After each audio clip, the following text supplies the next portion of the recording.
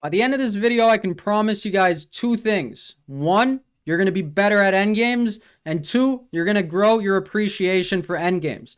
Endgames are beautiful. They're like little riddles. When you go on a plane and you're solving, or you see that old person solving Sudoku, be like, why don't you solve a chess endgame? Don't say that. They love their Sudoku. But it is black to move. Find the only winning idea. Pause the video. This was played by Kramnik. This is Kramnik versus Polgar in I can say the Netherlands, 1998. And I think why I love this endgame is because there are so few pieces on the board. There's only one winning idea for like 15 moves. You need to go through the needle in the haystack and just find the sheer, precise calculation. I'm going to stop sounding like a nerd now. But also, thank you guys for all the subs recently. I can't believe how many subs I'm getting. I'm about to be monetized at 1,000 subs. I think for 1,000 subs, I'm going to do a Q&A or like a background of who I am. So ask me any questions. They could be nice. They could be mean. You can unsubscribe. I'm still going to get to 1,000 because that's how life works. If you don't stop, you're still going to reach your goals. And yeah, it doesn't need to be nice. You can throw any question at me and maybe I'll answer it. So I'm going to give you a homework question at the end of the video as well. See if you can solve that. But we're going to get into it. So with all endgames in all critical positions, you should try to pick out 3 candidate moves. I'm going to go over 2 incorrect moves first before the winning variation because I give this position to my students and maybe they have the same ideas that you guys have. So let's get into it. That was long. Black is better because they have a bishop on an open board. Bishop versus knight dynamic, the bishop will favor in the endgame on open boards, even though knights are my favorite pieces. So I think a logical first move is rook to e3. I think this is a good candidate move to think of. The problem with rook e3 is king to g2. So you might have calculated, oh, if rook takes, pawn takes, I'm winning. And you would be correct. But rook takes is not forced, right? They have other moves. You might have also thought, oh, what about knight takes, right? If knight takes, it's even more winning because you take with check, and if the king moves, you take the knight. And if knight g2, you take this guy. And with knowing some end games, this is a winning position because the king gets closer. White's king is paralyzed. Also, keep in mind, you are in the promotion square box. And once they move their king, you push. I think that's the floating squares method, if you want to look that up. But the problem with rook e3 is king g2, and they're getting their king in the game. They're defending the b pawn, and there's just no clear way to win. Right? You might be like, oh, I'll win a pawn, but they have many moves here. In fact, I think rook takes f4 would even be good enough. Or many drawing moves, my apologies. And then you might be like, wait, I'm just going to take the pawn. No, you're not. Rook takes f4, this is a draw. They threaten this guy if they trade into the rook endgame. If anything, arguably, you're worse, but many things are a draw in chess, and that is one of them. Then you might be like, okay, what about g4? Not so fast, we'll get there, but then there's rook takes f4. So, what is the winning move? Can you stop? Can you just give it away? Stop blabbering about these wrong variations. Okay, the winning move is a4. If you didn't find it, I want you to pause and compute the whole variation. If white leaves everything alone, black creates a killer passer and will win the game that way. So you might be like, okay, what about b4 cutting off the move a3? Well, the problem with this is rook to e4. And if you kick the bishop out, the bishop just moves. And if you guard the pawn, you're not guarding the pawn. That's the whole problem. That's why you wanted to draw the b pawn over to the a file because of this tactic.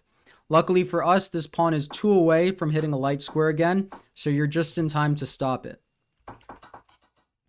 So after a4, white has to take. Now again, find the only winning move. Now it might be easier. See, this is the nice thing about calculating. You'll see commonalities in structure and ideas, and then you find the move rook e4. So if that wasn't obvious, now it might be more obvious because you calculated the prior line. That's just why I stress this thing, even if it sounds annoying. But again, rook c3, rook takes, bishop takes, and you're winning. And the nice thing is, the pawn is on the f file. Had the pawn been over here on the a file, it is a draw. Because even if you win both of white's pawns, The promotion square on that flank file is a dark square. You would need it to be a light square. You would need it to be over on the H file so that the bishop can cut the king off or get it out, boot it from the H and the G file.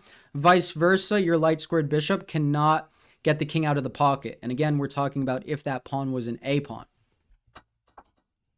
Back to the game. Okay, so they get their king out of the pin. You pick up the pawn.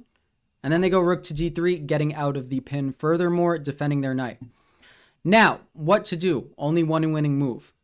This, hopefully you didn't think of that, is just a drawn rook endgame. What else could they do? Do not take the pawn, because again, that is just a draw. We would get knight to e7, and this bishop is under fire, and the knight is coming over here. It only really needs to win one pawn, because then the knight can trade itself for the other pawn, and it's still a draw. So what I'm trying to say is something like so. Say they move here. This is a draw. Rook and bishop versus rook is a draw. You can try to win, but if white knows what they're doing, you will not win. So you have to push. The process of elimination leaves us with pushing the pawn. Two connected passers are definitely going to be better than two isolated flank pawns in the endgame. We have pawn to a5, trying to push the pawn, trying to save the pawn, and pawn g3. So you might have been like, why pawn g3, why not pawn f3? Well, you have a light squared bishop, so pushing the pawns on the dark complex is better because you have control over the light squares. If you push the f pawn, they'll probably improve their knight over here, and when you attack it, they'll hop into the dark squared pockets and basically fortress themselves because you cannot make progress on the dark squares anymore. So that's why pawn g3 is better. We get rook to d1, avoiding any back rank issues. Pawn to f3, setting up the mating box, tying white's rook down on the first rank. And now, knight e7, a good try. We get pawn f2 check. The king has to slide to f1. And now calculate the win. Some of you might think bishop e4. That is winning because it kills the knight. Bishop f3 is also winning. He elects to go bishop to b5, which is also winning. The point is it's a discovered attack, so rook c1 is coming. She has to move the king away from the discovered attack. And after the move, rook c2, she resigns. Now, you might be like, hey, you mentioned homework. What's the homework? Homework is win this position against the engine. Because the way it's going to go down is king takes, pawn promotes, rook takes, bishop takes. And it's always good to prove that you can convert a position against the strongest possible player, which would in this case be the engine. Doesn't get really stronger than that. So 2 pawns and a knight versus a rook and a bishop. The pawns are not connected. That is key. Otherwise, it might be too hard. But I wish you guys luck. Now, this game did stem from a Sveshnikov. I'll post the link in it below. I just didn't want to make a video on the whole game because I would have talked about it for like 10 hours because there's 800 moves of theory, 500 different possibilities. Yeah, the Sveshnikov is not for the ill of hearts. It's a very open board. Everything is equal, but it's also easy to lose, but it's also easy to win. And in this game, Kramnik won. Hopefully this puts some respect on Kramnik's name. I didn't know he was this good at chess. I mean, I knew he was good at chess, but I don't really look at his games, and this was amazing. So, thank you guys as always for watching. Have a great day. See you tomorrow.